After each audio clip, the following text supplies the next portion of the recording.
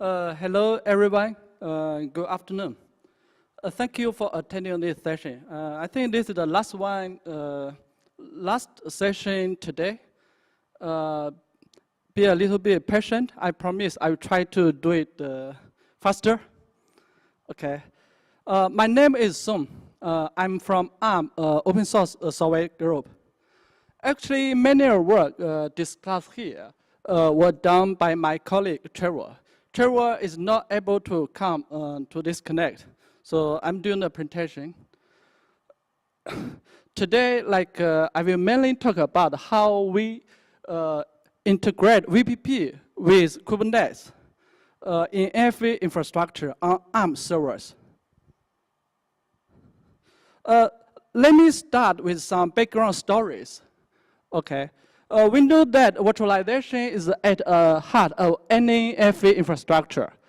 In recent years, container technology has caught attention in OPNFV project. You know, always the new trend start with the cloud solution in data center. Then is of course it will move to OPNFV project too. NFV is anyway it's a cloud. Of course, compared to them, we know that container is more lightweight, is easier to deploy, has a smaller footprint, and have much faster boot time. So in OPNFV, we already, including ourselves, we found Kubernetes already replaced OpenStack in some user cases as the virtual infrastructure manager for NFV infrastructure. In OPNFV e-release, it delivers Kubernetes integration. So for a few OPNFV projects, we are working within or talking with Container for NFV, Auto, Clover. They all deliver some container-based solutions. In last connect, San Francisco, one engineer from our team talk about containerized VNF with data plane acceleration. Actually, this acceleration for north-south traffic is with the SRV enablement is enabled DPDK web pass-through into container for data plane acceleration. But we have another problem to solve. That is the inter-container communication. We need a virtual switching solution. As you can see, we use VPP. Of course, there are some other virtual switching solution too, like OpenVSwitch. We think VPP is more flexible and scalable and have quite good performance for our solution. Okay, the diagram on this slide show a typical architecture design for container-based NFV infrastructure. On the top of the diagram, you can see ONAP. ONAP is a platform for orchestration and management of physical or virtual network functions. The red dotted line box, the highlight the working area we are focused for Arm servers. We built this in OPNFV committee, also in our lab, on Arm servers. As you can see in this solution, we don't use OpenStack. We just replace it with Kubernetes as a virtual infrastructure manager. So we use Kubernetes, just deploy Docker container cluster on bare metal Arm servers. Okay. You can also see about Arm server, beside Kubernetes, we integrated 3 container networking interfaces, which are Flannel, SRV, and the vhost-user. These are 3 different kind of container network solution from Kubernetes. Flannel is the simplest solution. It's based on kernel stack. It's the default solution in Kubernetes. But we know the performance won't be that good because it's just the kernel stack. Another one is SRV. We have integrated SRV into Kubernetes on Arm server already. With SRV, as I mentioned earlier, it can do DPDK pass through to container directly. It can achieve the performance similar to bare metal. The container networking interface, like vhost-user, this is the things I want to talk more today, because it provides inter-container communication as a virtual switching solution. I just put vhost-user here, but actually is a VPP provide this vhost-user interface for the connection. Okay, let me move to next slide. Let's take a look on VPP first. VPP, or Vector Packet Processing, is an open source virtual switching and virtual routing solution. It aims to run on standard hardware and commodity CPUs. Cisco developed it from 2002 and open sourced it into FIDO from February of 2006. Actually, just 2 years until now. Okay. VPP is leveraged like some packet processing technology, it uses DPDK XTP or NetMap as the fast I/O. Is one of the things it do is use batch processing, just as its name indicates, vector packet processing or batch packet processing.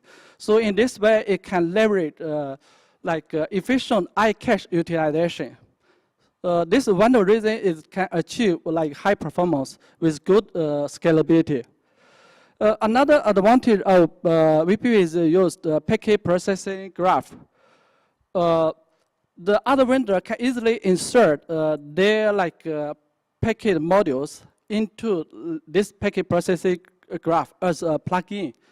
So it provides a modular, flexible, and extensible framework. So actually, VPP is quite fast. In this slide, I show some number published by FIDO committee. In terms of both throughput and latency, it has quite good performance as a claim compared to OpenNFV switch. Okay, so why we choose VPP as our container networking solution? Of course, when we use container for NFV, we have some inherent requirement. This requirement especially come from edge user cases. When you use a container, one obvious user case is on edge, because the application there normally is more lightweight. But we know on edge, especially 5G, IoT have higher requirement. We have higher requirement on throughput and latency, on packet processing. When we use it on cloud, obviously we need better scalability and flexibility on networking design. VPP kind of meet this requirement. As I mentioned earlier in previous slide, it provide quite high performance. It also provides abandoned interfaces and abandoned features to achieve this kind of scalability and flexibility. Okay, let's see how we can use VPP for container networking. Currently, container networking is still mostly based on kernel networking stack. So in this slide, it seems a natural way to still leverage the kernel stack with the minimal new implementation. So VPP can create a F packet interface. It uses the VETH pair to connect to kernel stack. So in this way, you need very minimal new implementation. It can just work. But we know that it supports kernel stack. Many applications just works. But the problem is it's not that performing. So it can't meet our requirement. Okay. So this slide shows another solution based on vhost-user interfaces. This diagram shows how I/O vhost-user interfaces can be used to connect container to container via VPP. We enable this solution for our OPNFV user cases on Arm servers. We know that I/O or vhost are semi-virtualized device abstract interfaces. I/O or vhost, they are widely applied in QEMU or KVM. Okay, so the word IO user or vhost user are just their user-based implementation. You can see with VPP on host, it creates a vhost user interface. Inside the container, we use DPDK word user interface. So when both these interfaces connected, they can be connected together. So the container-to-container communication can go through this data path 1, right? Via like VPP in host. Another situation you have like container on different host. In this situation, you need VX overlay to achieve this purpose. Okay. Inside like a container, you can see for DPDK application, what IO user is the virtual device attached to DPDK. It's just based on what IO PMD implementation. So it's also used vhost user adapter. So that DPDK doesn't need to emulate another device. Okay. The architecture in previous slides showed the data plan path and how what IO and vhost user interfaces are connected. To integrate this like solution with Kubernetes, we need CI, as I mentioned. Of course, here is called vhost user CI. vhost user CI actually is what initially developed by like Intel. By Intel to like to run DPDK along with Kubernetes. We enable like this CI, also VPP on Arm, and enhance like the features for our use case on Arm servers. So with this like vhost user CI, we enabled like VPP integration with Kubernetes along with DPDK application. For a container-to-container communication, also container-to-host communication. The left side of this diagram actually is the Flannel interface. For a VNF run inside a container, you can see two interfaces, ETS0 and word IO user 0. ETS0 is a management interface, which like still managed by Flannel, connect to a Flannel bridge. The word IO user interface, 0 interface, is created like by vhost user CI, very config into Kubernetes. On the VPP side, VPP just create vhost user 0 interface. Actually, this is just a port on VPP switch. After this is done, this can be connected together like a Unix socket file. So they just connect together. The way this connection is doing is, in essence, is just a kind of memory sharing between back end and the front end. Because the back end we call vhost, and the front end we call word IO. They is actually the same thing. The way they exchange data, they use shared memory to transmit and receive packet. Okay. So as you can see, the VPP created a vhost user interface is a server socket. So from container side can connect to this server socket. So after ending the vhost user CI path, like the container can talk to other container easily via like this path. Okay, let me summarize what we have done so far to enable this solution on Arm servers. The first thing is our team have enabled VPP on Arm servers. We have like a VPP stable release 17.10 run like properly on Arm. We still have work to done. I will talk in like next slides. But now the VPP can run on Arm server like properly. We also integrate VPP with Kubernetes for inter-container communication with word IO vhost user interfaces on Arm servers.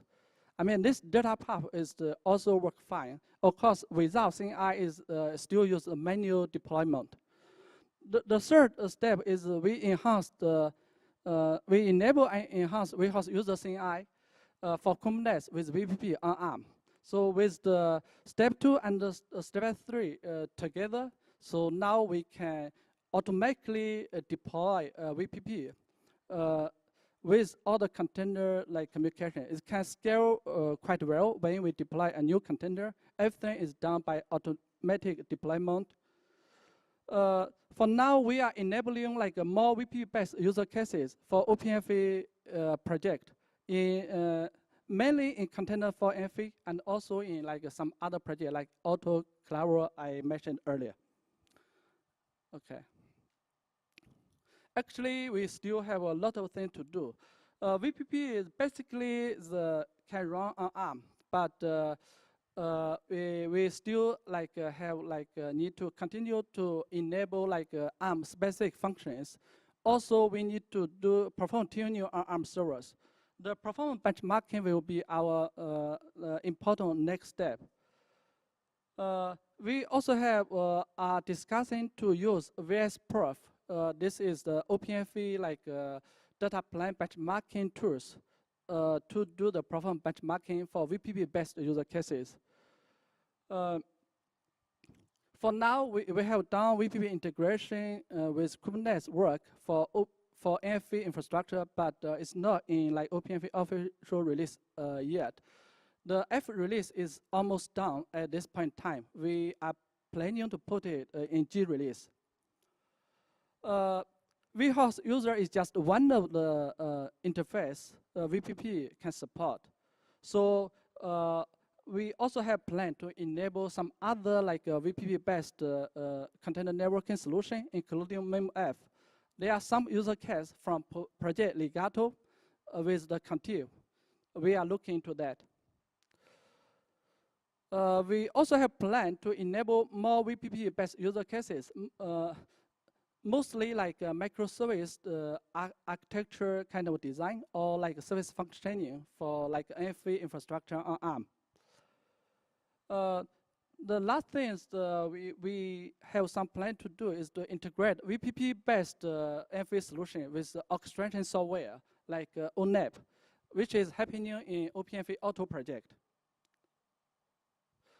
Okay, this is my final slide. It shows one use case we are considering to bring up for OPNFV project. In this use case, NGIX is configured as the content delivery network solution. VPP as a virtual switching solution is used as data plan acceleration for this CDN network. With this use case, we aim to demonstrate the capacity as VPP as a virtual switching solution on ARM servers. This is still provisional. We have some discussion, have just started some of this work. Okay, that's all for my presentation today. Thank you for your time. Any questions?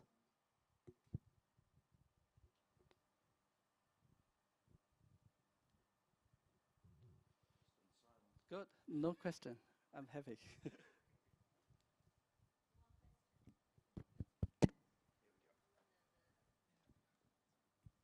You talk about you will do some performance benchmark later. Okay, so my question is about the performance. So I wonder the performance estimation. Okay, what about the estimation? Actually, like because we have been doing VPP enablement on ARM, for now, we still need to solve like quite some issue. For now, it won't be that good. I think for us, the performance are two parts. One is just VPP performance on ARM. The second one, we want to enable some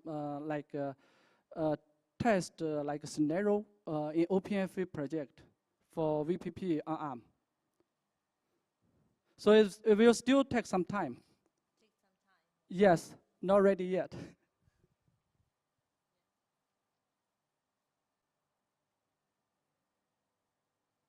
Any more questions? Thank you, Sung. Okay, thank you. Thank you.